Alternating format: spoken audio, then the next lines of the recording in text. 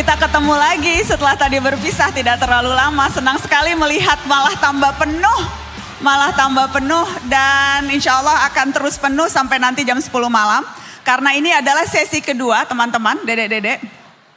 Dan untuk yang tadi mungkin tidak sempat menyimak sesi pertama, saya akan ulang sedikit lagi bagaimana alur diskusi kita malam hari ini pada tiap baca pres. Oke. Jadi seperti tadi saya sampaikan, formatnya memang sesuai kesepakatan dengan para baca pres, formatnya bergantian. Tadi yang pertama sesuai abjad, sudah hadir Anies Baswedan, dan sesi ini akan hadir Ganjar Pranowo. Untuk menyegarkan ingatan lagi, akan kita bagi menjadi 3 bagian ya, dedek-dedek. Yang pertama, baca pres akan menyampaikan gagasan atau spill gagasan selama 10 menit. Yang kedua akan ada tanya jawab yang akan saya pandu berdasarkan urutan topik yang sudah teman-teman pilih. Dan nanti kita akan tunjukkan lagi, ada aplikasi barcode di layar. Tolong di-scan dan tentukan pilihan topik apa yang kamu ingin bahas atau dibahas lebih dalam dengan baca pres Ganjar Pranowo. Dan setelah itu, saya akan persilahkan kepada Civitas Akademika yang namanya sudah saya peroleh sebelumnya. Tetapi juga saya akan persilahkan secara random kepada teman-teman untuk bertanya pada baca pres. Saya juga akan membuka kesempatan untuk membacakan pertanyaan yang masuk lewat live streaming. Sejak tadi tinggi sekali jumlah penonton yang menyaksikan lewat live streaming dari seluruh Indonesia bahkan dari mancanegara. Baik, kita akan langsung memulai sesi kedua dengan baca pres Ganjar Pranowo. Kita berikan sambutan untuk Ganjar Pranowo.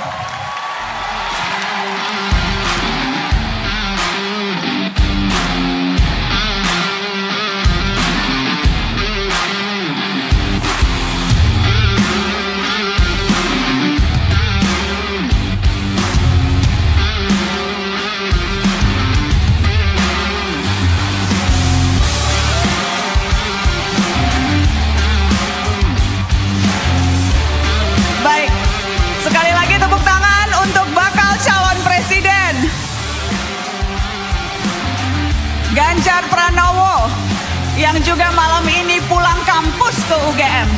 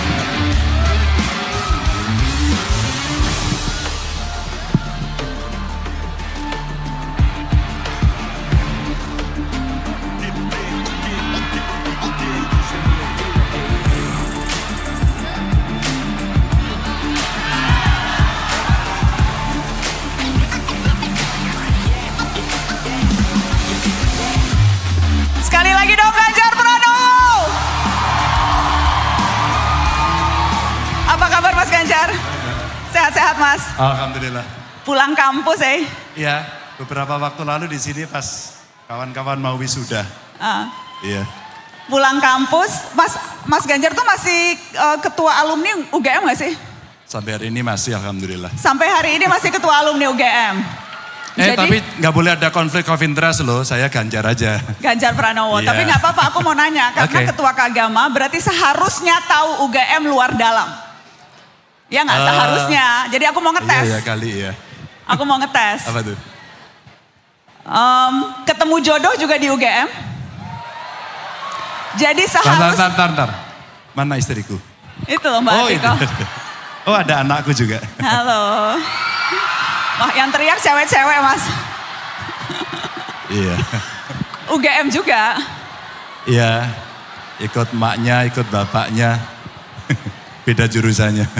Mas Ganjar, alumni ketua Kagama harusnya bisa dites. tempat paling romantis di kampus ini?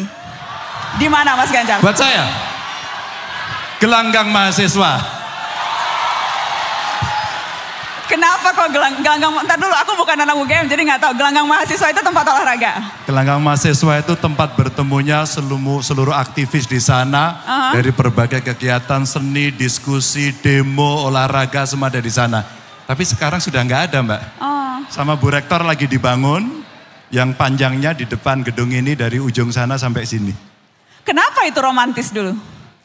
Disitulah cerita saya bertemu dengan banyak orang. Sabar. Oh jadi Bu Atiko bukan satu-satunya? Ya bukan, masa satu-satunya, enggak Loh, dong. kan aku nanya, mohon maaf Ibu. Maksudnya Bukan. temen kan? Maksudnya kan ini tempat paling romantis. Jadi sebelum Bu Atiko bertemu dengan banyak. Oh iya, saya bertemu dengan yang di sana, saya taksir, nggak mau mas saya. Saya ke fakultas sebelah, saya taksir, nggak mau juga. Temu istri saya, dia satu-satunya yang mau. I love you. Cie. Dia aja yang mau Mbak. Dan akhirnya ya cerita novel Cintaku di Kampus Biru ya dia. Bersama Mbak Atiko. Buahnya sebelahnya itu si Alam. Oke, tes kedua. Paling romantis di gelanggang mahasiswa. Kantin yang paling murah dan paling enak di UGM.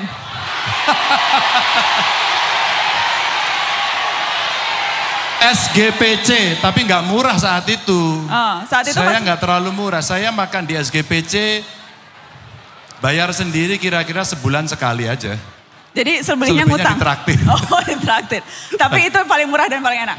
Ya nggak terlalu murah buat saya pada saat. Tapi menurut saya paling enak, paling cozy, bisa ketemu dengan teman-teman. Dulu tempatnya masih di sebelah gedung pusat. Terus habis itu pindah ke sebelah Selokan Mataram. Dan saya kalau datang ke sini biasanya makan di sana. Oke, lulus tes nggak? Lulus tes ya? Tes seberapa UGM kamu? Oke. Mas Ganjar, formatnya seperti tadi. Oke. Akan dibagi 3 segmen dan ini segmen pertama, spill gagasan.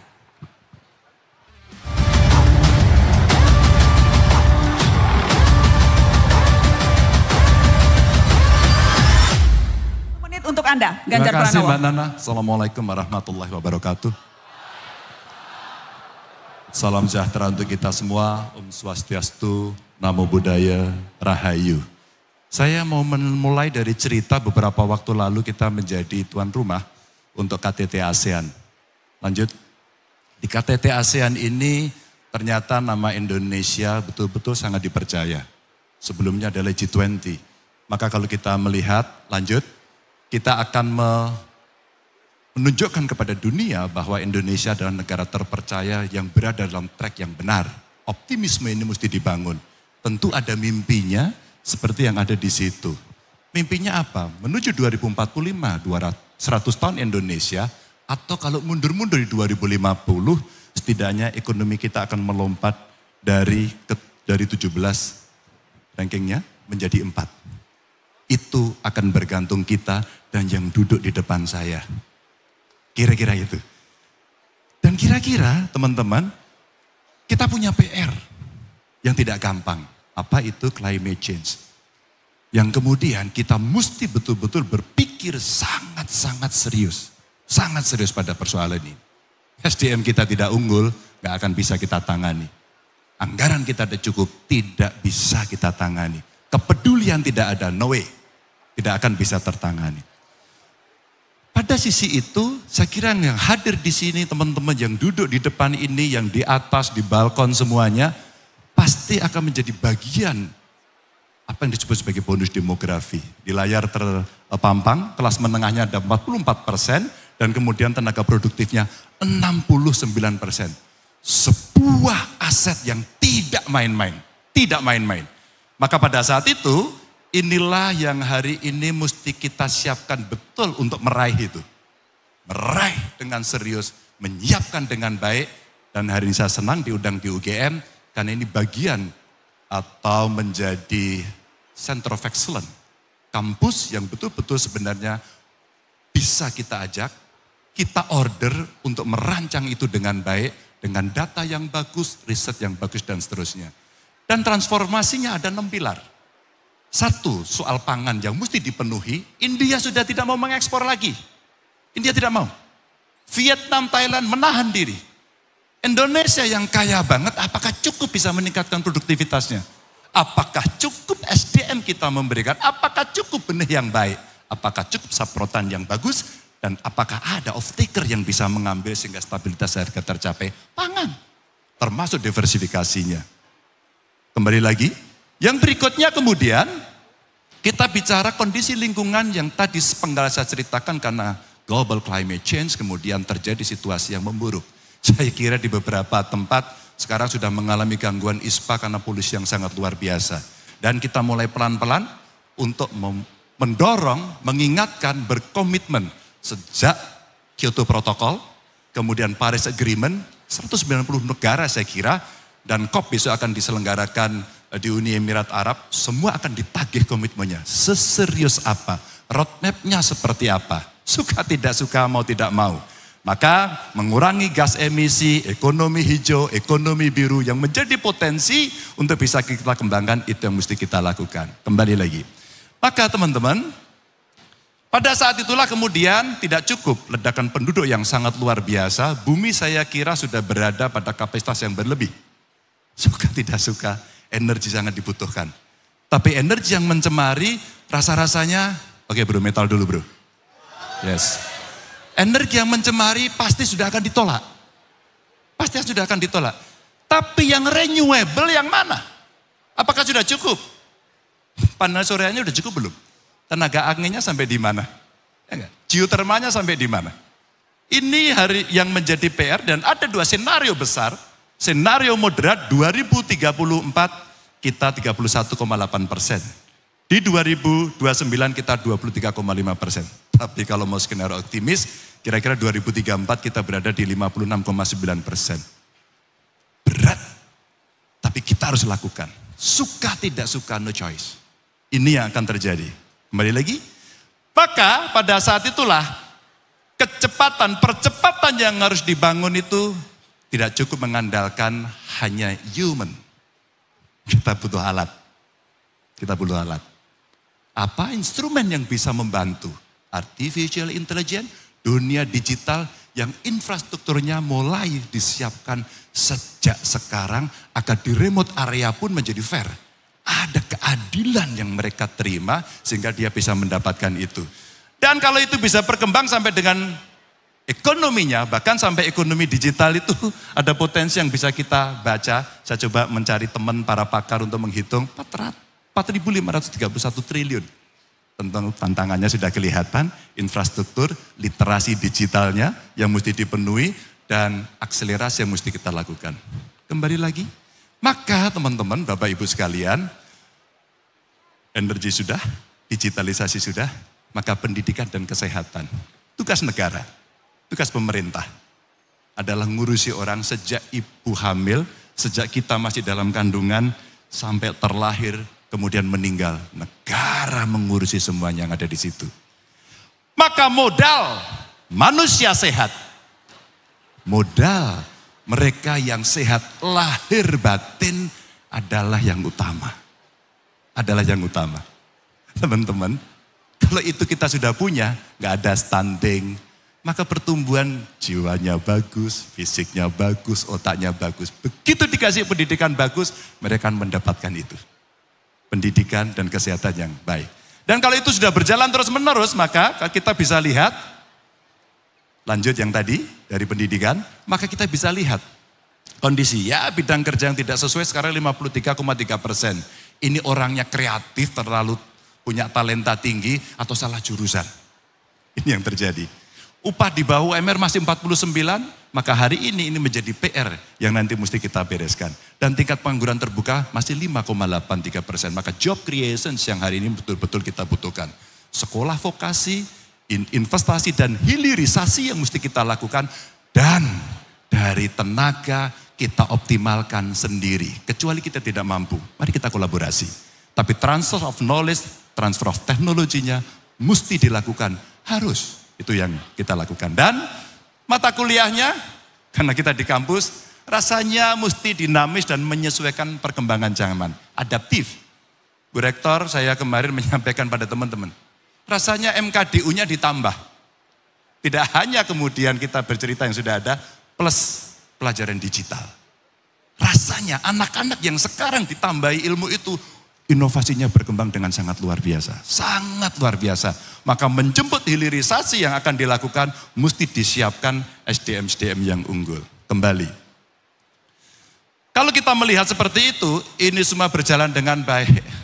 Tidak akan bisa berjalan mulus-mulus saja kalau penegakan hukumnya memble, korupsinya jamaah, dan sistem kemudian tidak bisa mengakomodasi itu.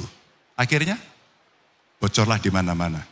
Ini problem yang kemudian mesti kita tangani. Kita lihat saja kalau dari grafik yang saya munculkan itu, antara yang orange dengan yang biru, berapa kasus dan berapa tersangkanya. Tapi menghukum tidak cukup. Mencegah jauh lebih baik. Maka memberikan pendidikan anti korupsi sejak dini rasanya menjadi sebuah kewajiban. Membangun integritas sejak dari dini. Dan tantangannya kebiasaan korup, kebijakan korup, sistem aturan korup, dan praktek yang korup. Saya kurung di dalamnya. Apa karena aktor, regulasi, atau kelembagaannya. Ini yang kemudian menjadi kita tata, sehingga penguatan aparat penegak hukum mulai jaksa, KPK, dan kepolisian is a must. Termasuk reform di masing-masing kelembagaannya.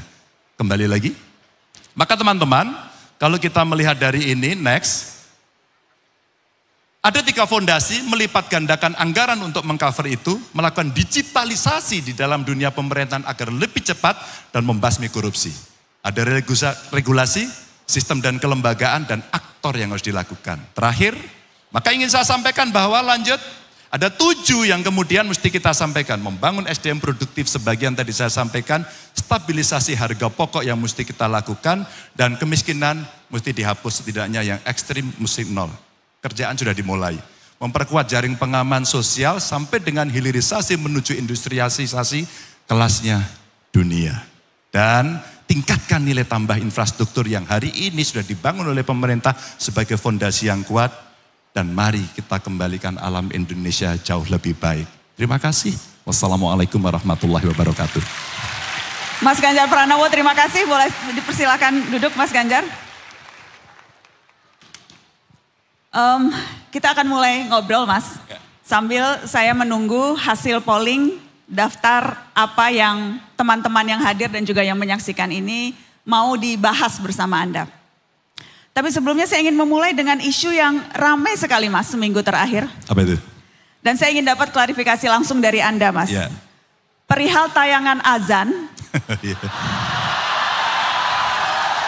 yang menampilkan sosok Anda di stasiun televisi milik Haritanu yang kita tahu adalah seorang ketua partai yang mendukung pencalonan Anda sebagai presiden. Ya. KPI, Bawaslu memang sudah bilang tidak ada pelanggaran. Ya. Tapi video azan itu sudah menimbulkan banyak persepsi beragam di publik Mas. Iya. Sampai sejauh ada yang bilang Ganjar Pranowo sedang memainkan politik identitas. Oke. Jadi saya mau tanya langsung ke Anda. Iya. Apa niatan dan maksud Anda Mas? Masuk TV, berwudu, sholat, di tayangan azan? Iya. MNC punya tim kreatif kemudian mengajak saya. Dan saya pastikan dia punya kepentingan yang lain. Apakah untuk company-nya, apakah untuk kepentingan yang lain. Dan kemudian dia mengajak saya dan saya sampaikan. Saya tidak punya sejarah politik identitas. Identitas saya adalah yang seperti ini. Dan kita melakukan hal yang biasa. Dan kemudian semuanya menilai, hasil akhirnya Mbak Nana sudah sebutkan. Mas, diajak oleh MNC dan Anda katakan pasti punya kepentingan lain. Kalau kepentingan Anda pribadi mau diajak apa Mas? Saya sebenarnya diajak pada banyak program berikutnya dan nanti Mbak Nana boleh menunggu. Sudah kita siapkan program berikutnya yang lain dan pasti akan juga tayang di sana. Dan pada saat itu saya hanya mengingatkan kalau ini nanti masuk pada wilayah kampanye, tolong dipertimbangkan. Kecuali bukan wilayah kampanye, silakan Anda pakai. Dan itu akan terjadi. Apakah berarti Anda memanfaatkan masa belum kampanye ini ketika belum ada aturan yang spesifik akan menarget dan juga memanfaatkan Anda belum dinyatakan resmi sebagai calon presiden untuk menunjukkan Ganjar Pranowo seorang yang religius? Saya akan menunjukkan diri saya sendiri. Saya menunjukkan saya suka lari, saya menunjukkan apa saya komunikasi dengan masyarakat, saya menunjukkan sikap-sikap yang lebih jelas. Sekali lagi, saya tidak ada dalam sejarah politik menggunakan politik identitas. Boleh dicek. Jadi Anda membantah keras politik identitas bermain di azan itu? Mbak, ada identitas saya yang banyak dibaca.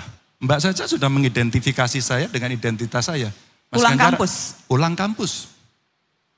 Di UGM. Tapi kemarin hari saya orang yang pernah kuliah di UI juga menyampaikan politik identitas saya. Mas Ganjar pakai batik, Makara dong gitu. Identitas saya kan banyak. Tapi itu tidak saya jual.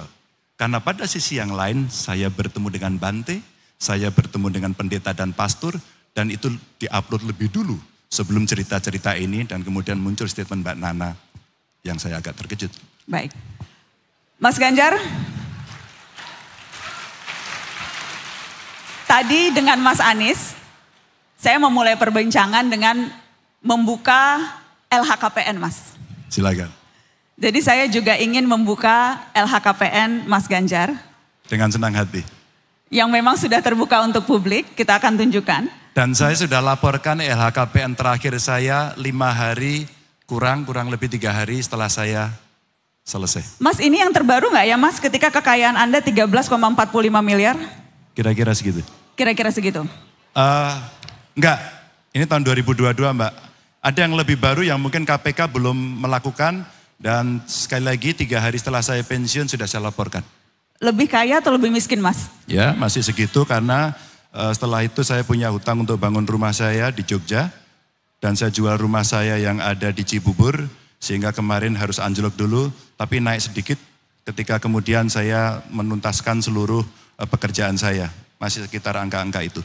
Mas Ganjar, saya tanyakan ini salah satunya karena diskusi soal betapa mahalnya kalau ingin jadi pejabat atau kalau masuk dalam kontestasi politik di negeri ini. Biaya politiknya mahal sekali. Yeah. Apa rencana Anda untuk bisa membiayai, ada ilustrasi Mas Ganjar, untuk TPS saja, TPS kurang lebih itu nanti akan ada 810.000. Yeah. Jadi kalau satu TPS satu saksi dikasih 1 juta begitu ya, itu sudah 800 miliaran lebih sendiri, baru soal TPS. Belum yang lain-lain, mahal sekali. Bagaimana strategi Anda untuk bisa membayar biaya yang besar itu Mas? Ada yang lupa Mbak Nana sampaikan seolah-olah saya sedang berjalan sendiri. Tidak. Ada partai yang mengusung, dan besok itu Mbak, untuk pertama kalinya Pilpres dengan pilihan legislatif bersama. Maka sekarang soal pembiayaan dari partai menyiapkan sehingga nanti saksinya kan tidak sendiri-sendiri, saksinya bersama. Maka secara sistematis kami melakukan pelatihan saksi. Siapa mereka? Ada partai-partai pengusung, kader-kader partai, termasuk para relawan. Sehingga sebenarnya pembiayaan gotong royong sudah disiapkan oleh mereka. Saya ternyata tidak diberikan tugas untuk itu. Maka saya berjalan saja sesuai dengan apa yang menjadi penugasan saya sebagai seorang capres. Itu kalau baru 1 unit. Ya. Ada lagi unit-unit yang lain tentunya. Betul. Dan ada sebenarnya ketentuan di dalam undang-undang Pilpres ya, atau pilihan legislatif itu donasi bisa dilakukan kok secara terbuka. Yang penting satu, bisa transparan, bisa akuntabel, dan kelak kemudian pasti akan dimintai pertanggungjawabannya ketika kemudian mereka harus melakukan selama perjalanan kampanye sampai kemudian di akhir itu. Saya kira model pembiayaannya sangat beragam. Seorang anak muda Indonesia yang tinggal di Amerika, tiba-tiba telepon saya tidak terlalu kenal. Kemudian dia datang dan dia menyampaikan beberapa pengalamannya, dia mengikuti kontestasi 2 Pilpres yang ada di sana, dan ternyata dia menjadi salah satu tim suksesnya di sana. Lalu dia sampaikan kepada saya, Mas saya mau bantu, saya nggak kenal tapi saya mau bantu Mas Ganjar. Apa yang kamu bantu? Saya punya aplikasi. Aplikasi ini bisa kita pakai untuk berkomunikasi dengan publik, menyampaikan gagasan, ide dan sebagainya, termasuk bagaimana fundraising dilakukan. Ada 2, donasi yang bisa diberikan oleh mereka, dan yang kedua kita bisa menjual merchandise di sana. Saya kira ide-ide kreatif inilah yang kelak kemudian perlu kita akomodasi yang datang dari anak muda itu. Mas Ganjar, soal pendanaan partai politik, Anda pernah mengusulkan agar partai politik mendapat bantuan dana 1 triliun setiap tahun dari APBN. Apakah Anda masih pada gagasan yang sama Mas? Ini Anda sampaikan tahun 2021 waktu itu. Masih gagasannya masih sama? Masih, sebenarnya tidak itu Mbak. Lebih jauh lagi ketika saya masih di DPR RI. Menarik sih sebenarnya, ada hu-nya tadi. Gitu ya. Ada teman-teman saya yang menjadi dosen ilmu politik di sini. There are no democracy without political party. Tidak ada demokrasi tanpa partai politik. Tidak ada calon presiden yang tidak diusulkan oleh partai politik. Tapi kalau gubernur kepala daerah bisa. Oleh perorangan. Apa yang mau saya ceritakan? Pernah saya menjadi tim lobby, pernah saya menjadi ketua pansus, pernah saya menjadi anggota pansus. Ketika menyusun undang-undang parpol dan pemilu, termasuk pilpres. Saya ada di dalamnya. Saat itu berbincanglah semua orang, sampai dalam sumber pembiayaan partai politik adalah badan usaha milik partai. Tapi apa yang diputuskan? Tidak ada yang setuju Mbak. Lalu partai hari ini suaranya hanya dihargai sedikit sekali. Sehingga akumulasinya bergantung dari representasi seluruh jumlah yang ada. Apa yang terjadi Mbak? Duitnya sedikit. Kemudian berangkatlah 2 tim, satu pergi ke Amerika, satu pergi ke Jerman. Lalu membandingkan 2. Amerika saya kira lebih pada personal yang masuk. Tapi sistem kepartaian yang ada di Eropa berbeda, Jerman berbeda. Maka kenapa banyak sekali yayasan atau stiftung yang ada di sana? Konrad, Friedrich Naumann Stiftung. Contoh-contoh itu yang kemudian mendorong, saya tanya sama anggota parlemen sana, duit Anda gede banget. Iya, kami gede banget.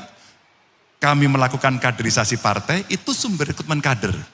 Kami menyiapkan pemimpin, kami menyampaikan gagasan dan ideologi ke seluruh dunia, dan kami membiayai dari itu. Mbak, kalau tidak ekstrim multi partai, tapi simple multi partai yang kita lakukan, maka apa yang terjadi? Partai tidak terlalu banyak. Kalau partai tidak terlalu banyak, 1 triliun untuk sebuah perjalanan demokrasi tidak terlalu banyak. Tapi ada catatannya Mbak. Karena ini duit negara, maka pengelolaannya harus transparan dan akuntabel, dan BPK turun untuk memeriksa itu. Maka fair menurut saya. Dan di tengah banyaknya program yang Anda usung Mas, seberapa ini akan jadi prioritas? Karena misalnya Mas, kalau sekarang kan aturannya itu Rp1.000 per suara sah teman-teman.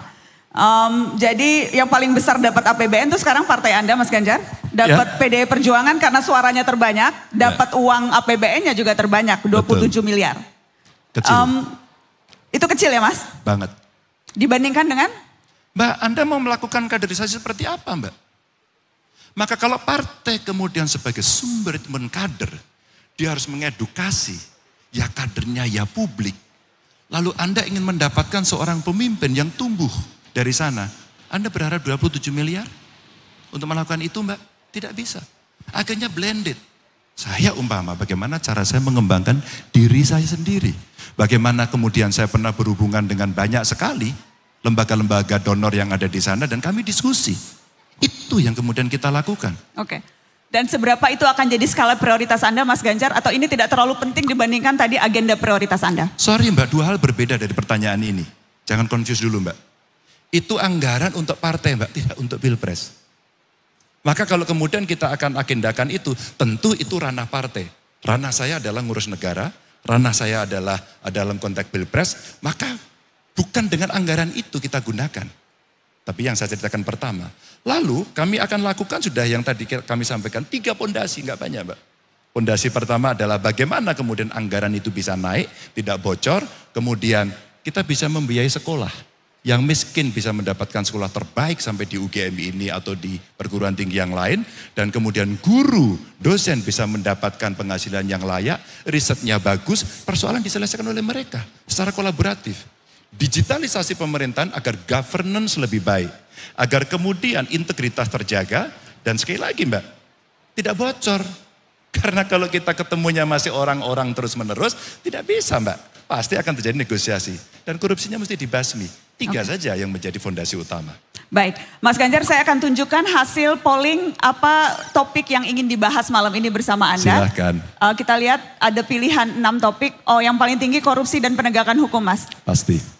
Jadi nyambung ke yang tadi Anda katakan soal itu. Oke, masuk ya. Masuk Mas. Masuk. Nyambung ternyata. Masuk Pak Eko. Masuk Mas Ganjar. Ya. Korupsi dan penegakan hukum Mas. Saya mau tanya soal ini Mas. Ketua Umum Anda Mas, Ibu Megawati Soekarno Putri. Ibu Mega sempat mengeluarkan pernyataan, bubarin saja KPK, tidak efektif. Saya mau tanya, Anda sependapat dengan Ibu Ketua Umum? Dalam konteks penegakan hukum, boleh nggak ada slide yang bisa ditampilkan ya? Dari sisi hukum tadi itu. Baik dari jumlah penindakan kasus korupsi yang ada di Indonesia 2018-2022.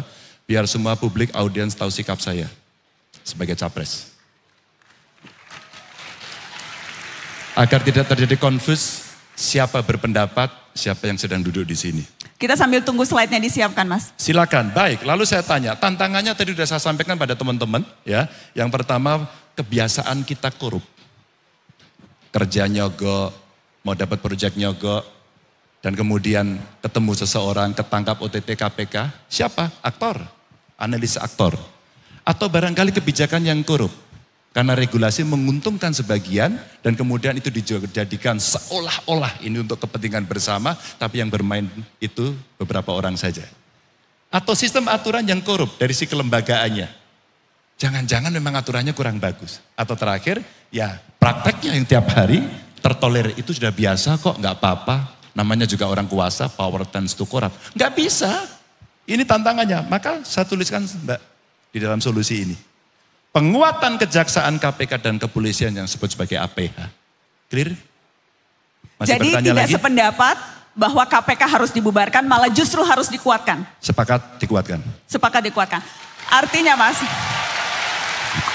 saya mau follow up dengan pertanyaan yang lebih konkret. Silakan. Artinya apakah ketika nanti Anda menjabat presiden, KPK akan diperkembalikan lagi independensinya? Tidak seperti sekarang? Dikuatkan.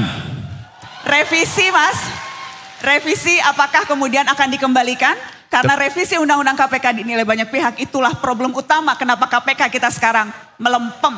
Harus saya jawab ketiga kalinya, satu dikuatkan, dua revisi regulasi. Revisi regulasi Mbak, itu membutuhkan satu treatment sendiri, political interplay. Mbak, kenapa kemudian dalam konteks politik ketika seseorang berkuasa, di sana ada yang mengontrol, namanya parlemen.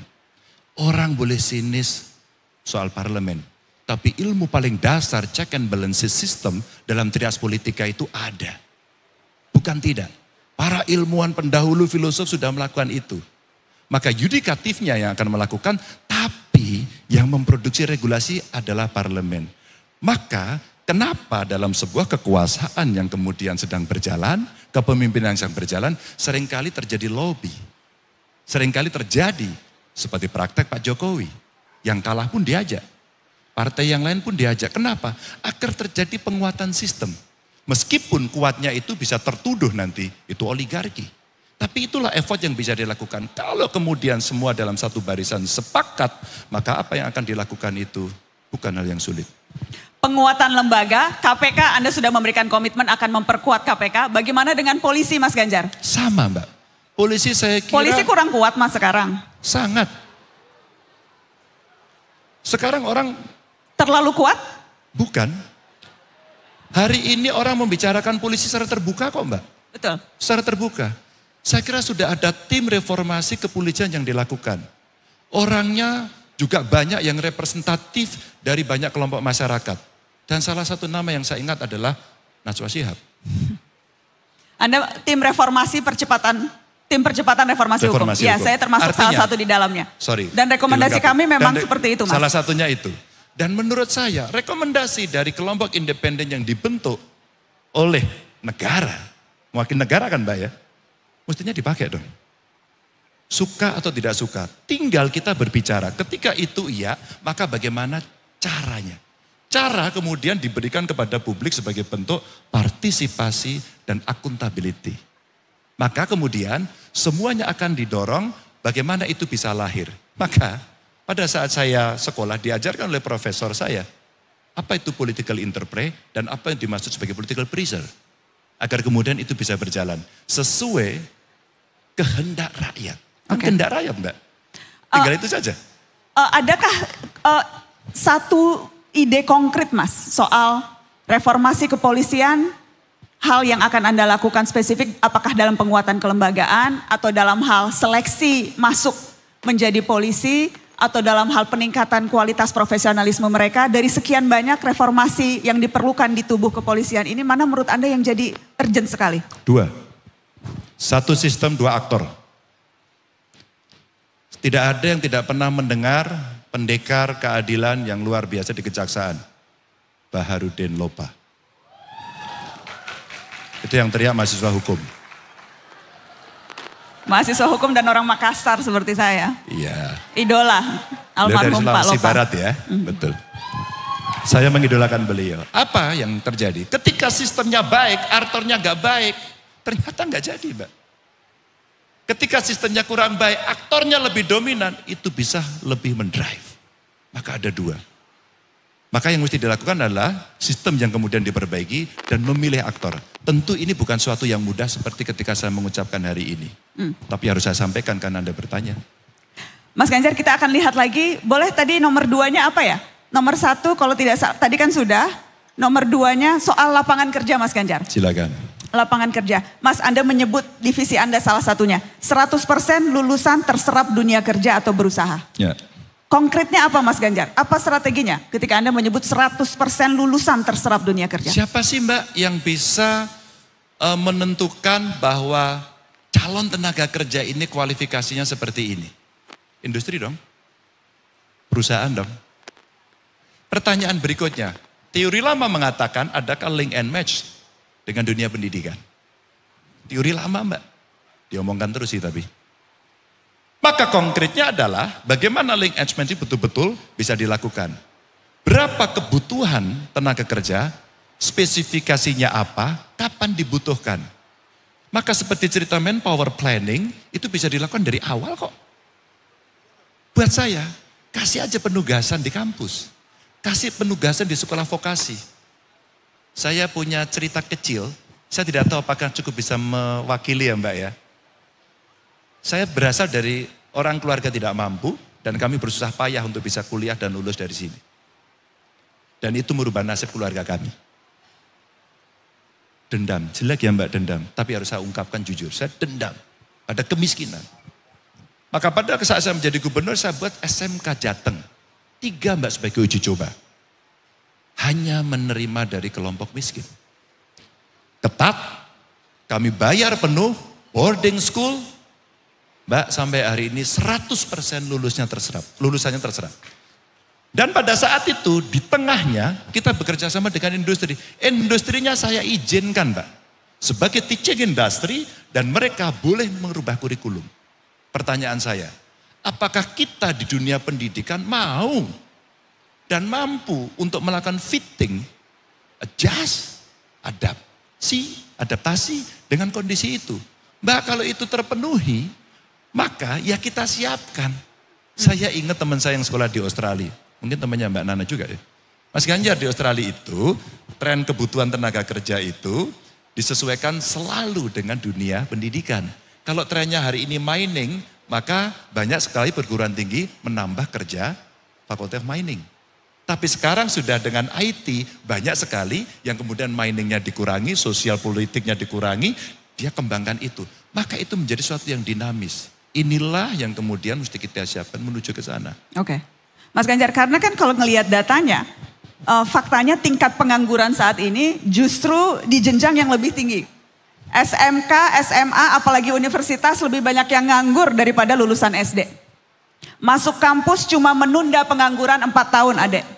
Jadi sarjana tidak membuat kemungkinan kalian diterima kerja lebih tinggi. Itu faktanya, itu datanya. Okay. Itu problem yang tadi Anda sebutkan. Yeah. Dan bagaimana kemudian Mas Ganjar ini bisa dibalik. Bagaimana kemudian lewat agenda prioritas yang Anda lakukan, ini bisa berbalik Mas Ganjar. Satu investasi. Nggak bisa dipungkiri. Investasi akan membuka lebih banyak lapangan kerja. Tapi jangan salah Mbak. Anak-anak sekarang, apalagi mereka yang mau untuk tidak terikat, dan dia masuk dalam gig ekonomi, saya nggak mau kok Mas diikat Mas. Dan saya kira sebagian ada di sini. Siapa ingin jadi PNS angkat tangan teman-teman? Hanya sedikit Mbak. Siapa yang ingin bekerja sebagai buruh di perusahaan. Tidak ada yang mengaku. Siapa mau jadi pengusaha? Mbak, Anda lihat itu. Entrepreneurship yang mesti dibangun hari ini. Ruang itu yang hari ini mesti dibuka. Fasilitasi negara yang mesti diberikan. Kreatif hub mesti dimasukkan. Kenapa infrastruktur digital dan digitalisasi proses yang ada itu mesti disiapkan? Karena saya tahu persis generasi muda hari ini sangat lekat dengan peralatan ini. Dia punya talent yang dia miliki dan kemudian dia bisa melakukan matching proses dan kemudian pada saat itu dia putuskan. Dan saya tiba-tiba kaget. Ada games developer, tiba-tiba menjadi desainer, atau tiba-tiba pasar Tanah Abang itu tidak laku, pedagangnya marah-marah karena semuanya jualan di TikTok. Mbak, ini dilakukan mereka dan mereka sebagian angkat tangan. Tapi kami negara, pemerintah mesti bersikap. Mari kita buka investasi, tapi mari kita berikan ruang untuk membangun entrepreneur kepada mereka. Mas Ganjar, saya ingin klarifikasi satu hal. Dari statement yang sempat Anda katakan kemarin dan itu bikin rame Mas. Ketika Anda bicara soal tenaga kerja Cina. Anda bilang ya sudah kita usir besok pagi, tapi kamu bisa gantikan enggak. Ini kemudian banyak orang rame mungkin juga tidak paham konteksnya. Karenanya saya ingin kasih kesempatan Anda untuk menjelaskan. Ketika Anda bilang memang bisa menggantikan TKA Cina, itu Anda meragukan kualitas SDM? Atau apa maksud Anda Mas Ganjar? Ini pertanyaan yang bagus, yang irah-irahnya. Irah-irah tahu pasti Mbak ya. Kalau sekolah hukum biasanya tahu irah-irah. Yang pendahulunya sudah Mbak katakan tadi. Berapa sarjana yang bekerja pada bidangnya, berapa yang pengangguran, dan Mbak Nana sampaikan kepada mereka kok tadi. Anda yang sudah belajar ini belum tentu dapat pekerjaan. Statementnya tadi. Suatu ketika saya di demo gede-gedean. Karena ada investasi di banyak negara, tidak hanya Tiongkok. Ada dari Amerika, ada dari Korea Selatan, ada dari Jepang, ada dari Eropa, ada dari Tiongkok. Ramelah demo itu di depan. Saya lihat dari atas ada kawan-kawan buruh, ada aktivis macam-macam. Teriakannya itu, usir itu, usir itu. Ada nggak beritanya itu? Ada. Lalu suatu ketika saya undang saja dialog, bro apa? Kami Pak yang harus bekerja. Good. Anda yang harus bekerja. Masuk. Anda siap dites? Nggak lolos Mbak. Apakah Anda meragukan hari ini dengan persentase yang tidak terserap? Ya saya ragukan dong Mbak. Saya ragukan dong. Terbukti kok angka penganggurannya seperti itu. Masa kita masih percaya? Nggak ragu, kita harus ragu dong. Kalau kita nggak ragu melihat itu tidak terserap tenaga kerja, pemerintah kamu ngapain? Kamu tidur. Apa artinya Mbak? Kenapa terjadi skilling, upskilling? Vokasi mesti masuk. Bagaimana agar bisa cepat? Agar kita bisa menjadi tuan rumah di negeri sendiri. Agar kita bisa bekerja sendiri. Agar kita tidak hanya menyalahkan orang lain. Dan kemudian seolah-olah kita anti investasi.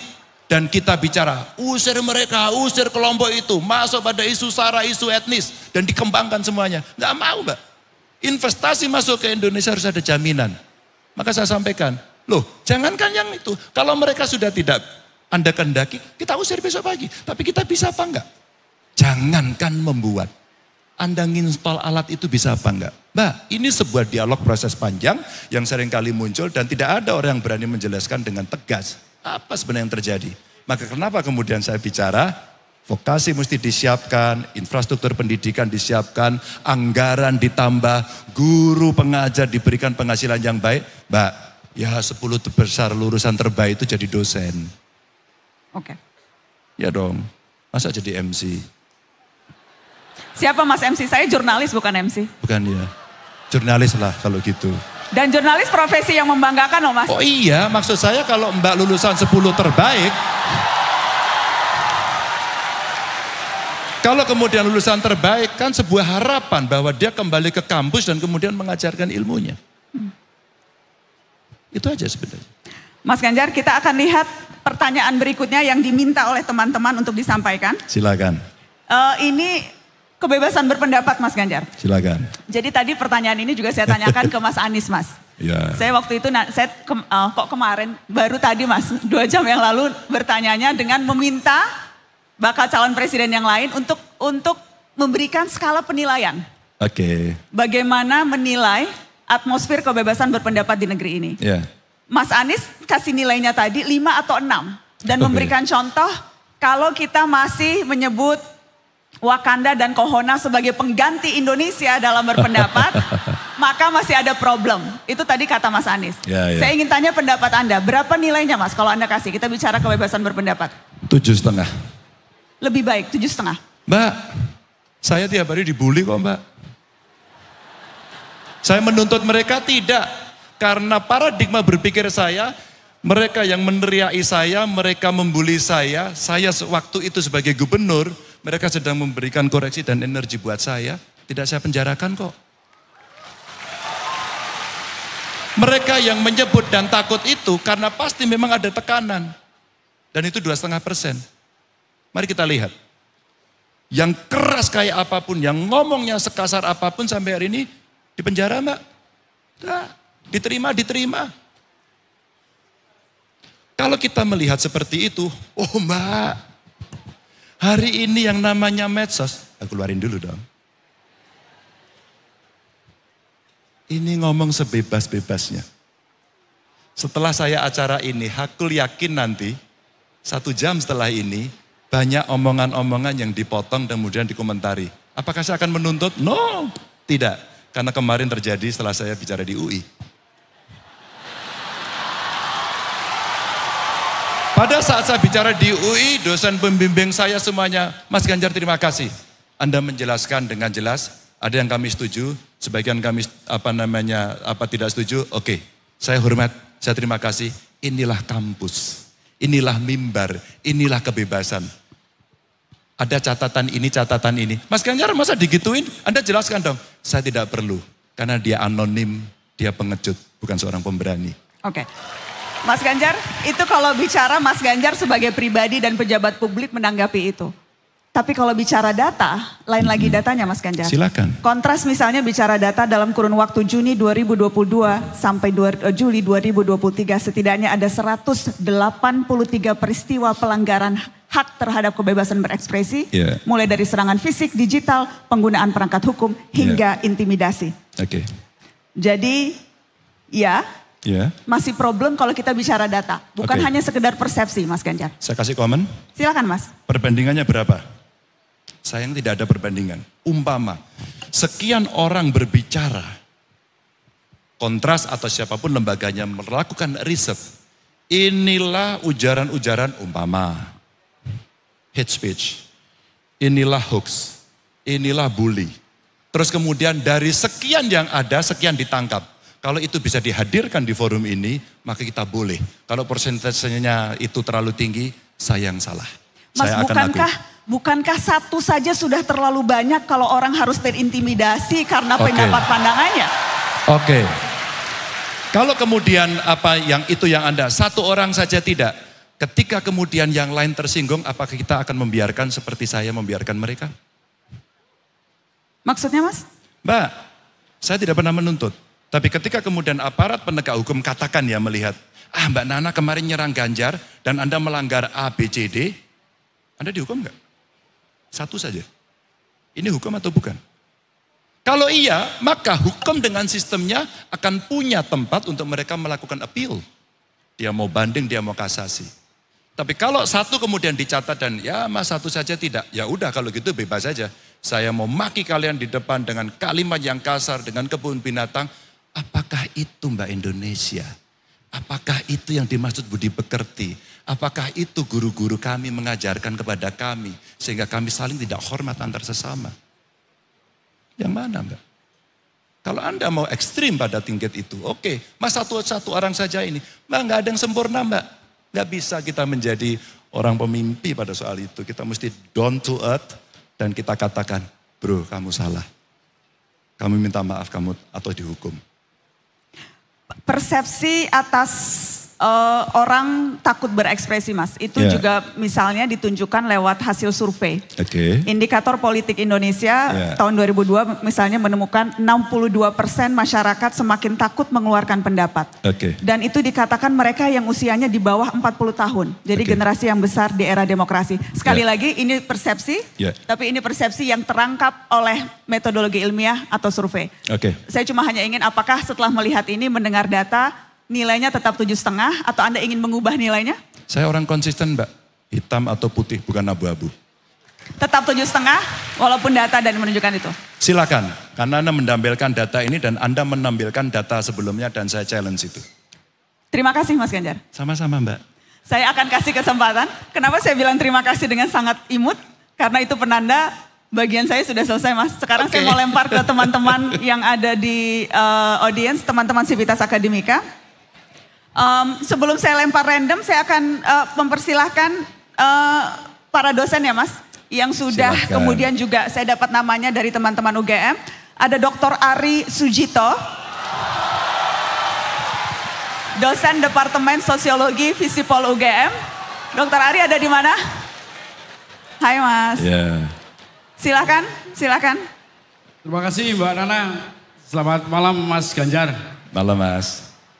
Mas, dari 3 dari 6 pilar yang tadi Mas Ganjar sebut, soal pangan, soal energi, soal pendidikan dan kesehatan. Saya ingin juga ajak Mas Ganjar, kira-kira 10 tahun lalu Anda kan sebagai Komisi 2 di DPR. Mas Ganjar juga kemudian jadi gubernur. Saya pengen Mas Ganjar bicara soal masa depan desa. Problem kemiskinan, ketimpangan dan sebagainya itu alamatnya rata-rata di desa. 75.400 sekian desa sejak Undang-Undang Desa nomor 6 tahun 2014 ada kemajuan yang cukup serius. Tetapi problem hari ini yang mungkin menjadi PR untuk dipecahkan buat Mas Ganjar adalah, dan ini menjadi problem kita masyarakat Indonesia adalah desa itu mengalami birokratisasi baru, sampah teknokrasi yang berlebihan. Akibatnya ruang mereka untuk membuat inovasi-inovasi itu mengalami keterbatasan. Sehingga kalau soal pangan, soal energi, mereka tidak dibenahi, mereka tidak diberdayakan, saya agak ragu itu. Di antaranya saya ingin catat, sekarang terjadi fragmentasi kelembagaan. Kementerian Desa, Kementerian Dalam Negeri, dan Kementerian Keuangan. Betul. Saya mau challenge Mas Ganjar. Anda mau melakukan apa itu? Rubah. Dengan cara apa?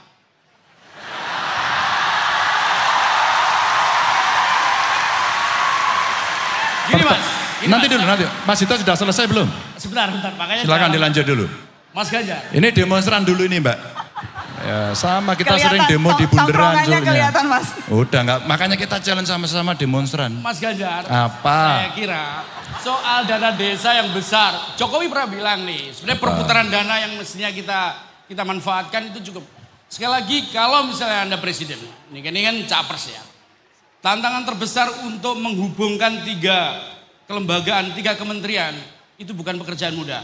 Tapi saya tantang, apa yang Anda lakukan untuk mengkonsolidasi agar desa ini tidak terjebak pada birokratisasi berlebihan. Sehingga otaknya desa itu, elit-elit desa ini tidak sekedar soal jabatan terus. Tapi bicara soal terobosan-terobosan yang dibuat berdasarkan undang-undang desa itu. 1, kalau boleh teruskan 1 lagi, Mas Ganjar. Apa? Ini saya serius Mas Ganjar ya. Loh saya tuh 2 rios Mas, aku berdiri kalau gitu. Boleh berdiri gak Pak? Silakan Mas. Boleh. Silakan, panggung Enggak, untuk kita Anda. hadapi sesama panggung laki-laki. Panggung untuk Ganjar Pranowo, silakan. Gimana Mas Dito? Mas Ganjar, orang menilai Mas Ganjar ini adalah juga sebagian mau melanjutkan gagasan Jokowi soal desa. Apa yang akan dilanjutkan dari Mas Ganjar dari Jokowi, catatan tentang desa, dan apa yang perlu dikoreksi soal desa? Itu aja. Makasih. Oh kirain gini-gini tadi masih terus. Oh kita kan ya Pak Warek ya takut saya. Mbak jawabnya boleh berdiri gak Mbak? Boleh Mas. Soalnya tadi gini-gini. Boleh Mas, silakan. Mas Hari. Mas Hari ini sebenarnya bertanya yang dia sudah tahu waktu bahas undang-undang desa saya diskusi sama dia. Ada kita bocorin aja. Lu gak enak masa sesama friend kita mau bicara. Tapi pertanyaan substantif. Mas Ari, ketika membahas undang-undang desa, yang ada adalah... Enggak Mas, maaf, bukan. Kesalahan teknis Mas. Iya, enggak. Kadang-kadang. Sampai mana aku tadi ya? Pada saat membahas undang-undang itu, semua berbicara keaslian, asal usul. Dan saya tidak pernah lupa pada soal itu. Mas Ganjar asal usul desa. Kalaulah kemudian kesempatan itu nanti muncul, Mas mari kita revisi undang-undangnya. Kita sudah belajar betul. Maaf sekali lagi pada kawan-kawan desa, maaf. Kalau soal masa jabatan, mari kita bicara. Tapi soal substansi, mari kita diskusi. Yang perlu diberikan oleh negara ini kepada desa adalah trust. Kasih itu pada kades. Trust. Ketika trust, maka pemerintah jangan terlalu ngatur banyak-banyak. Apalagi kalau itu soal anggaran dana desa. Habis. Saya pembina kades sampai hari ini. Mas Ari, kalau kita trust, asal usul desa yang asli itu kita berikan kepada mereka cukup dengan rambu-rambu. Kami tidak merendahkan, maaf. Kami komunikasi dengan mereka dan diskusi terus menerus. Saya sampaikan Mas Ari pada mereka.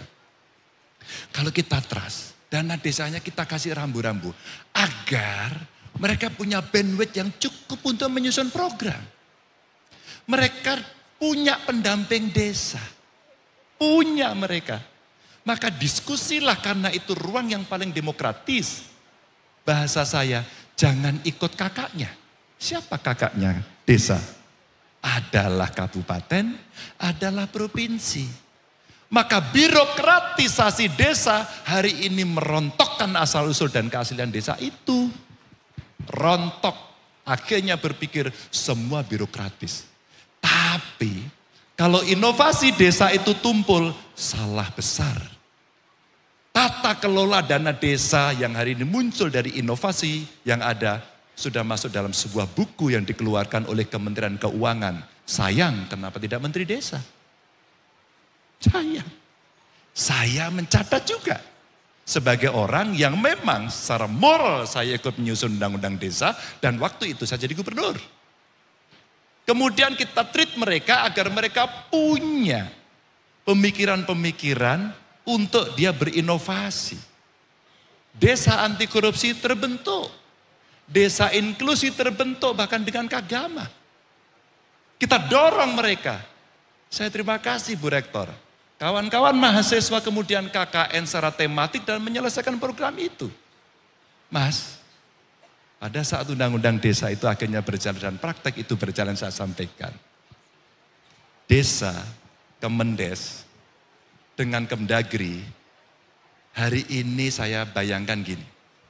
Soal pemerintahan dalam negerinya, itu hanya sampai di kaki bagian bawah, tapi tidak sampai di telapak. Karena telapaknya terputus. Telapaknya siapa? Telapaknya ada di Kemendes.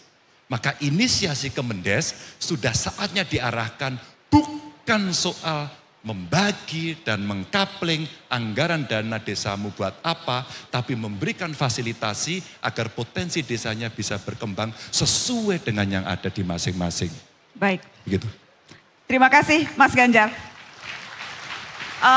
Kita akan kasih kesempatan yang berikutnya ya Mas.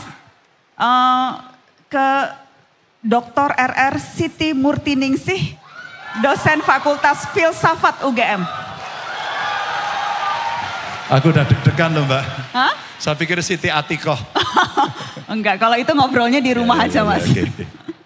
Silakan Bu Siti. Ya, selamat malam Mbak Nana. Terima Selamat kasih. malam Ibu. Dan selamat malam Mas Ganjar. Selamat malam. Ya, Siti. saya selalu mengingat Mas Ganjar itu sejak tahun 80-90-an sampai sekarang itu masih tetap sama. Kesimpulan saya salah satu, Mas Ganjar selalu muda dan bahagia. Baik. Alhamdulillah, Mas. Alhamdulillah. Mas ingat di depan ada Mbak Atikoh ya. Iya, baju saya sesak. Ya, saya sangat salut terhadap kesetiaan Mas Ganjar untuk keberpihakannya kepada kelompok kelas bawah gitu. Itu bisa disaksikan betapa Mas Ganjar sering saya ikutin gagasan-gagasannya untuk kelompok-kelompok rentan ini dengan cara belusukan ke desa-desa, kemudian menyapa kepada kelompok-kelompok rentan ini. Tetapi Mas Ganjar, sayangnya kalau kita ya bicara tentang narasi inklusivitas, itu biasanya seringkali itu kita hanya didasarkan pada problem keragaman identitas. Entah itu identitas keagamaan, entah itu gender atau suku. Tetapi dalam kebijakan publik, basis inklusivitas itu seharusnya bukan hanya identitas tetapi juga kelas, saya kira. Nah, karena minimnya isu kelas dalam narasi inklusivitas, banyak sekali kemudian kebijakan negara yang sangat merugikan kelas sosial tertentu. Sehingga konflik vertikal antara warga dan aparat negara itu tidak terhindarkan. Nah, yang terbaru adalah kita bisa lihat konflik di Rempang, dan kita juga masih ingat betul konflik yang di Kendeng yang terjadi justru saat Mas Ganjar ketika itu menjadi gubernur. Wadas ya enggak, Bu? Sekalian dong, Bu. Oh iya. Karena saya akan sampaikan. Ya, pertanyaan saya ingin tahu sebenarnya sejauh mana komitmen Mas Ganjar ini terhadap inklusivitas kelas dalam kebijakan publik. Jika ada konflik vertikal antara warga dan negara misalnya, apa yang kemudian Mas Ganjar akan lakukan? Nah itu satu, karena tadi Mas WR juga dua, saya tambah satu lagi. Boleh Ibu dijawab dulu ya Bu, mohon maaf supaya siap. kalau ada waktu nanti saya akan kasih kesempatan untuk Terima dilempar kasih. lagi. Terima Boleh kasih, Mas dijawab dulu? Ganjar. Terima kasih. Apa yang akan Mas Ganjar lakukan ketika itu terjadi? Pemimpin tertinggi harus turun tangan.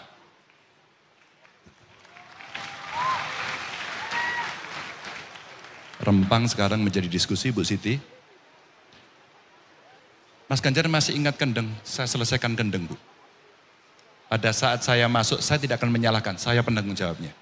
Ganjar Pranowo penanggung jawabnya. Ketika Ganjar terpilih 2013, proyek itu sudah ada. Cuman tradisi kita tidak terlalu banyak orang mau saya yang salah dan bertanggung jawab. Maka ketika kemudian tidak selesai dan menjadi isu nasional, yang harus dilakukan oleh seorang pemimpin, kamu sendiri yang harus turun tangan menyelesaikan, bukan orang lain. Oke, Bu.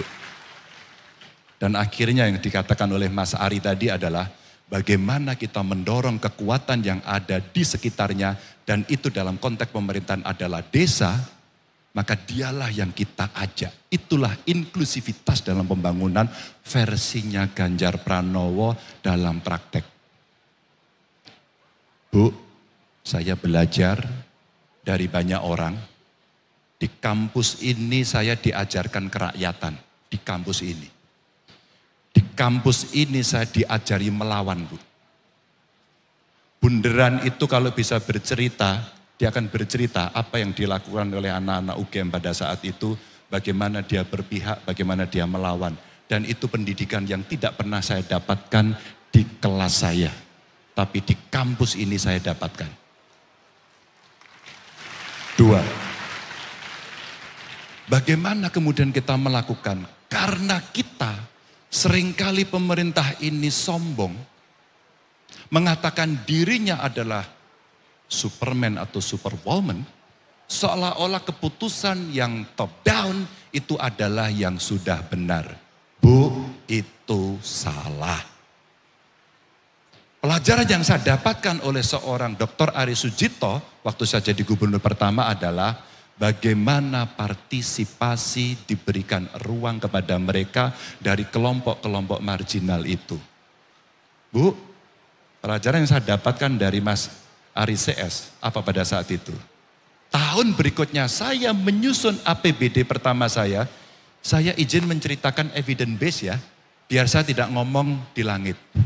Karena ini pernah saya lakukan. Alhamdulillah kemudian kurang lebih 9 tahun Bu, setiap kali musrenbang kami bukan mengundang orang datang ke kantor provinsi, tapi gubernur mendatangi ke 6 ekskarisidenan, mengundang mereka untuk hadir. Metode, cara. Kalau Mas Ari, bagaimana caranya? Begini Bro Ari, cara kita menyelesaikan. Lalu siapa representasi yang masuk? Camat? Enggak Bu. Bupati kepala dinas nanti giliranmu terakhir. Siapa 3 yang pertama Bu? Kelompok perempuan, penyandang disabilitas, dan kelompok anak-anak. 3 Bu. Suatu ketika saya harus menyelesaikan beberapa persoalan. Ada energi, ada pabrik semen, ada bendungan, ada jalan tol. Ibu boleh korek saya satu-satu. Dan saya kalau berkenan, kalau boleh Mbak Nana diperpanjang 2 jam lagi, saya jelaskan satu-satu. Serius. Kenapa saya sampaikan Mbak? Pada saat saya datang, Bu, persoalannya kadang-kadang tidak terlalu rumit. Saya harus menghormati satu rumah ketika Brexit terjadi. Brebes exit, macet lebaran. Kamu udah lahir belum? Udah, Alhamdulillah. Tahu cerita Brexit?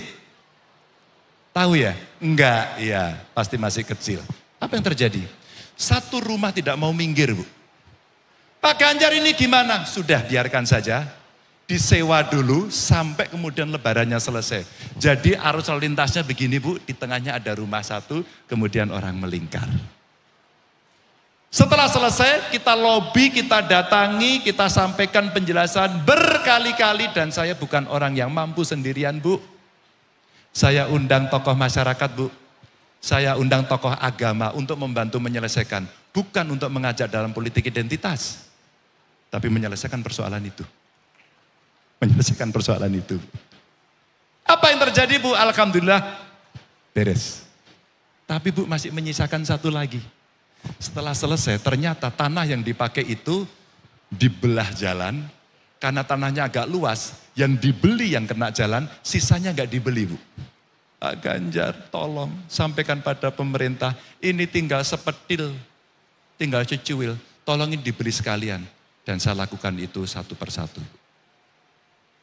Mungkin ini tidak memuaskan, tapi ketika persoalan itu tidak selesai dan membuat persoalan besar, pemerintah tertinggi harus turun tangan, minimal di wilayah itu. Jangan pernah cuci tangan, harus turun tangan untuk membereskan. Tapi, nggak ada sepeda lo ini. Tapi ketika kemudian seperti Rempang dan sebagainya yang hari ini sudah terjadi, maka dalam konteks ini harus segera ada yang turun tangan. Cuma ke depan bagaimana? Libatkanlah mereka. Karena eksistensi mereka dalam kelompok kelas Bu Siti sampaikan tadi, faktanya ada. Sehingga dalam perdebatan itu kemarin Mbak Nana yang nanya kepada saya, Mas Ganjar kalau posisi seperti ini gimana? Gak apa-apa itu di enklave aja. Masyarakatnya biar di situ di enklave. Atau kemudian kita ajak, oke, ini mau dibangun, kamu terlibat. Kamu bagian dari pemilik. Kamu harus mendapatkan prioritas pertama di tempat itu. Kalau kamu unskilled, mohon maaf, kamu harus diwajibkan. Atau perusahaannya diwajibkan untuk membereskan dia. Agar kemudian pekerjaan yang ada di situ membuat orang yang ada itu naik kelas. Baik. Terima kasih. Terima kasih Mas Ganjar. Saya akan langsung kasih kesempatan ke Silakan. perwakilan Majelis Wali Amanat yang dari mahasiswa. Ada Lintang Laksito Kinanti. Ada di mana? Ya, ini perwakilan mahasiswa yang juga sekarang menjadi perwakilan di Majelis Wali Amanat. Silakan Lintang. Ya, selamat malam Pak Ganjar. Malam Lintang ya. Perkenalkan saya Lintang dari Fakultas Filsafat. Ya. Kamu muridnya Bu Siti bukan? Oh iya, benar. Bu Siti termasuk dosen yang baik atau yang killer? Loh kok malah saya yang ditanya Pak Ganjar? Lah kan saya pengen tahu. Oh iya, jelas biar kamu Pak. berani menilai. Wow jelas, Bu Siti itu sangat baik sekali Pak Ganjar. Alhamdulillah. Ah ya Bu. Ya, mungkin saya izin bertanya karena kapabilitas Silakan. saya sebagai mahasiswa tentu saya juga pengen isu yang di sekitar saya saja. Oke. sejauh pembacaan saya kurang menemukan Bapak berbicara mengenai isu pendidikan, terutama pendidikan tinggi. Jadi ini saya berbicara tidak hanya pada bakal baca pres, tetapi seorang ayah yang yang mengkuliahkan anaknya di universitas. Nah, berbicara tentang pendidikan tinggi, PTNBH jadi salah satu persoalan yang dituntut untuk hidup mandiri dan bertambah, tetapi anggaran pendidikan tinggi itu hanya 0,6% dari APBN atau 8,2 triliun rupiah dan belum dibagi ke PTN dan PTS lainnya. Anggaran APBN itu 3.000 triliun, dari angka itu bayangkan bahwa hanya 8,2 triliun untuk pendidikan tinggi. Ini sebenarnya kalau ada Bu Rektor saya juga pengen nanya, bukankah begitu Bu Rektor? Tapi mohon maaf lagi ada wakilnya Pak Ari. Nah, ada wakilnya. Ya, jadi di mana akan rentan justru memberatkan rakyat untuk memperoleh pendidikan tinggi. Seperti biaya kuliah yang tinggi, UKT, uang pangkal, atau komersialisasi pendidikan lainnya. Apakah Bapak akan melanjutkan kebijakan pendidikan yang sudah ada atau merubah regulasi yang lebih berkeadilan? Karena jika kita lihat, makin ke sini orientasi pendidikan itu malah mendorong pendidikan untuk komersil. Nah, sebenarnya ini saya juga ingin mengutip salah satu panutan saya kira Pak Ganjar juga mengenal. Pak Kusnadi Harjosumantri pernah berkata, mari bebaskan bangsa kita dengan pendidikan karena hakikat pendidikan adalah pembebasan manusia. Sekian, terima kasih. Terima kasih Lintang. Silakan Mas Ganjar. Lintang pernah baca bukunya Ivan Illich nggak? Gerakan pembebasan kalau nggak salah ya. Wah, mohon maaf belum. Ini kapasitas saya rendah. Artinya. Waktu itu enggak, kamu bagus banget tadi filsafat. Saya waktu demo itu dikasih buku, saya bisa lupa judulnya, kira-kira itulah. Di bukunya itu dikatakan, sekarang belajar sudah digantikan dengan sekolah. Camkan baik-baik. Pak Ganjar apa yang dilakukan? Kita rubah menjadi pendidikan yang berkeadilan. Oke Lintang. Bagaimana kemudian? Apakah PTNBH jalan? Jalan aja enggak apa-apa. Loh, oke. Siapa yang hari ini merasa diri dan keluarganya berasal dari keluarga tidak mampu? Oke. Tidak mampu? Boleh berdiri? Yo, siapa tadi yang ngaku? Kamu nggak angkat tangan toh? Betul? Boleh. Maaf. Jangan tersinggung ya, maaf. Orang tuanya kerja apa? Guru honorer, ngajar di mana? Di SD Negeri 2. Boleh tahu pendapatannya? 600-700, itu di mana itu? Di Gumelar, Banyumas. Guru SD honorer, negeri atau swasta? Negeri, SD Negeri 2 Samudra. Good point. Apakah kamu kesulitan membayar sekolah di sini? Kebetulan saya bidik misi di Fakultas Kedokteran Gigi UGM.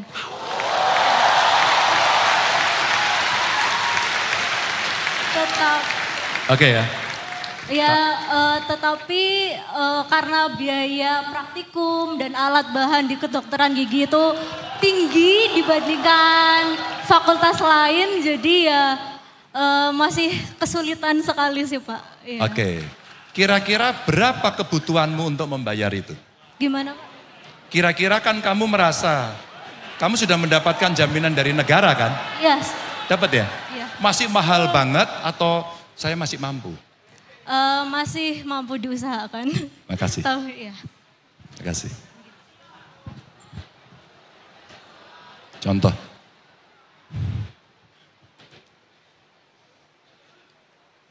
Dia Lintang, maaf ya, maaf. Dari keluarga tidak mampu. Dan dia memanfaatkan itu dan dia dapatkan. Apa bentuknya? Negara hadir kok membantu. PTNBH, tapi dia mendapatkan bidik misi. Yang dibutuhkan kemudian dalam konteks hari ini, saya kira kalau dia kesulitan, rasanya, namanya siapa tadi lupa aku? Namamu siapa? Siska. Sela, iya Sela. Sela kemudian mengalami kesulitan selama berproses.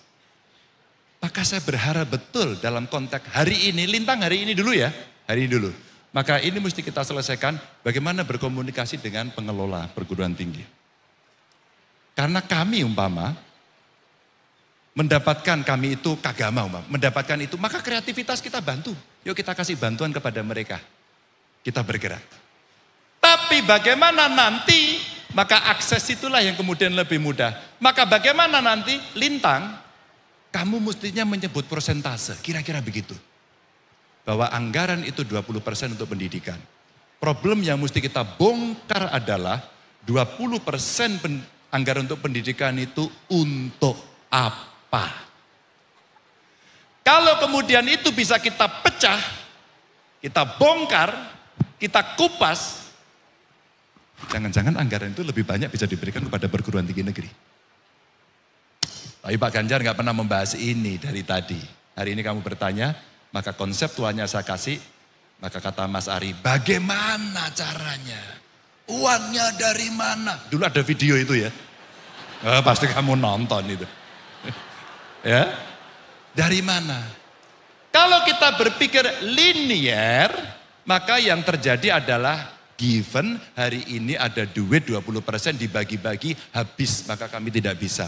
Baik. Kenapa kita tidak melakukan optimalisasi untuk meremanage apa yang ada sekarang, memperbaiki, governance-nya dilakukan, plus ada lagi LPDP yang kurang lebih angkanya sekarang 200 triliun.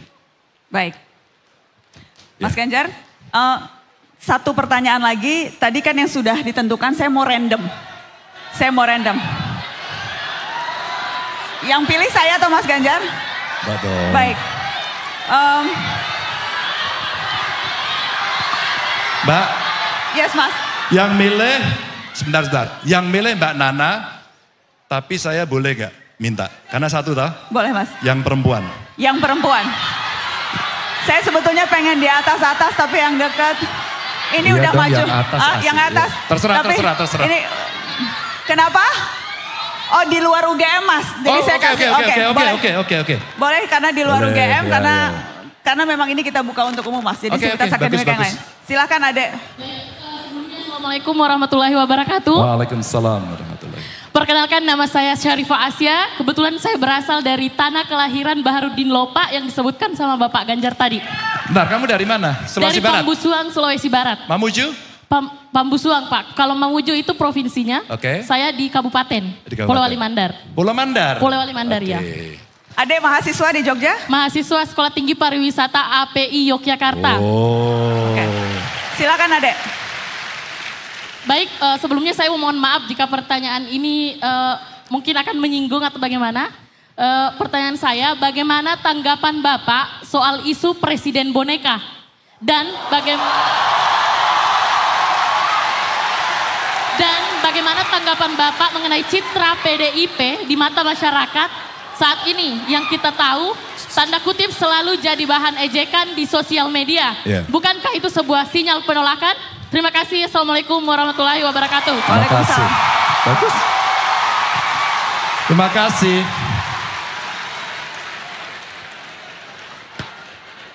Presiden adalah presiden.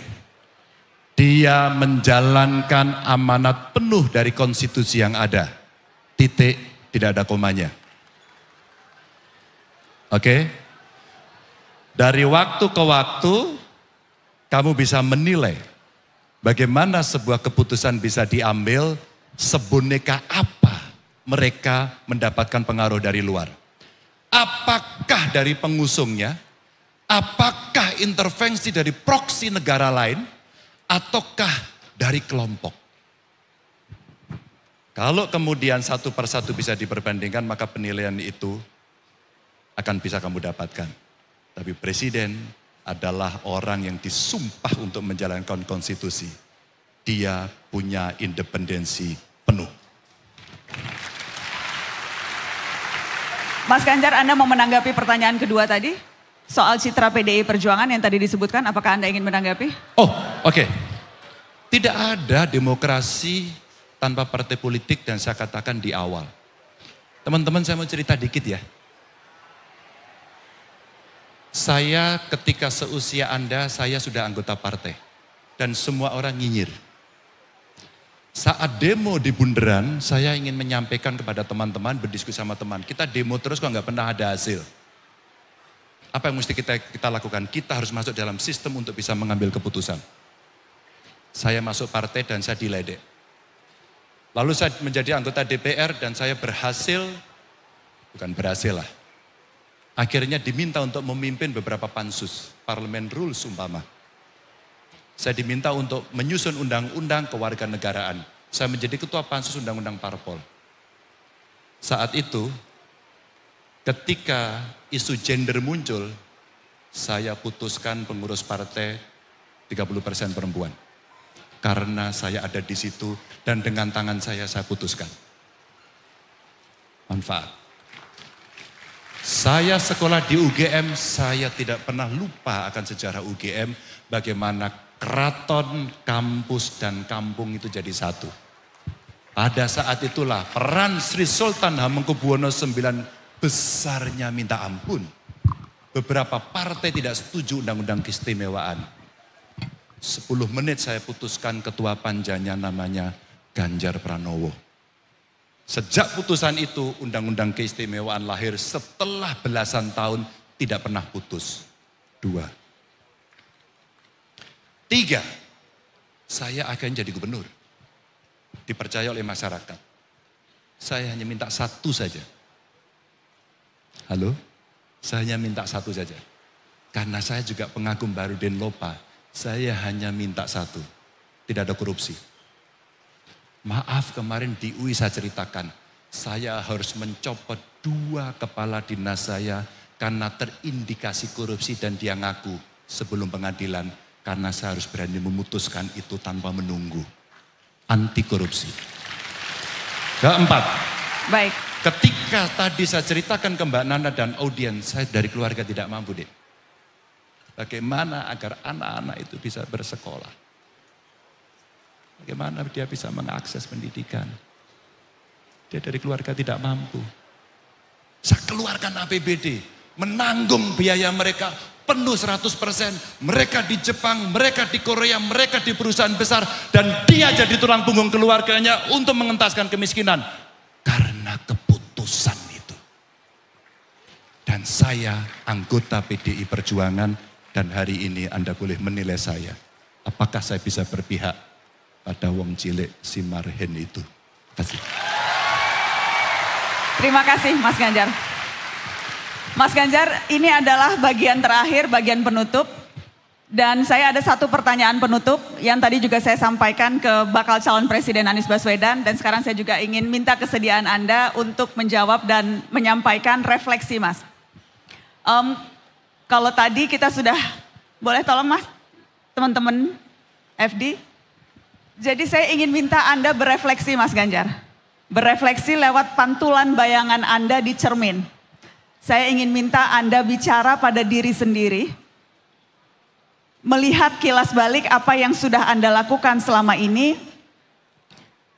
Apa bayangan dan karakter yang Anda percaya Anda miliki sehingga Anda sampai pada keputusan yang maha besar ini. Berani mencalonkan diri menjadi pemimpin Indonesia. Boleh saya minta Mas Ganjar ke sana Mas?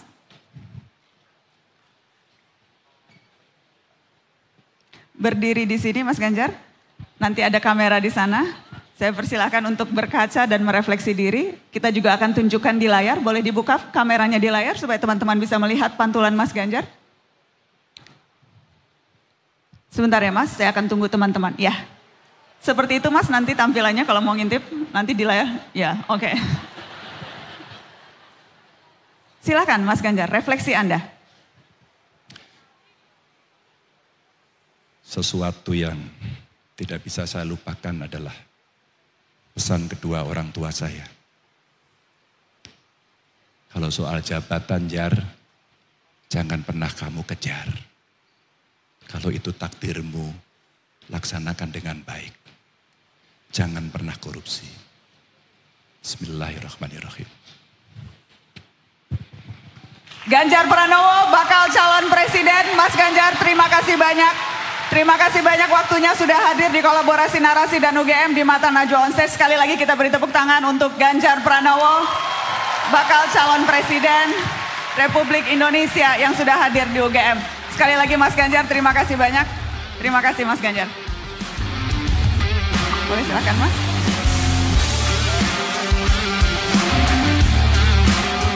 Teman-teman, kita akan mulai dalam 15 menit. Setelah ini akan hadir Panji Pragiwaksono. Dan setelah itu jam 20.30 waktu Indonesia Barat akan hadir bakal calon presiden Prabowo Subianto. Sekali lagi dong untuk Ganjar Pranowo.